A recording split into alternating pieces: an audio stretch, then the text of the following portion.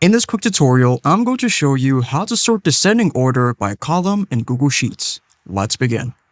So you are going to find a random block, then you will type in the equals to sign, and type in sort, select the first option, and it's going to ask us to choose a range. So go back to your table, and then highlight the area that you want to sort, typically the entire table. Then press comma, then it's going to ask you which column do you want to sort. Let's say that I want to sort column F.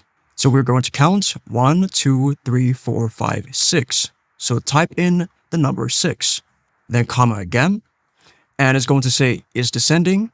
If you say true, then it's going to ascend everything, or column F, from the lowest to the highest.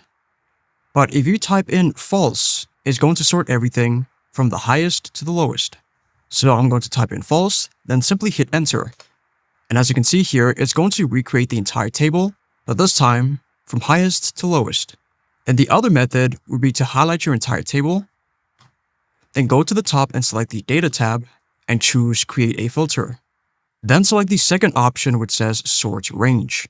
Select Advanced Range Sorting Options. Make sure that you tick this option which says Data has header row. If your table doesn't have headings, then you can just leave this off. Then it's going to say sort by column A, B, C, and so on, so you just have to choose. I'm going to say F and choose A to Z or Z to A. I'm going to choose Z to A and select sort.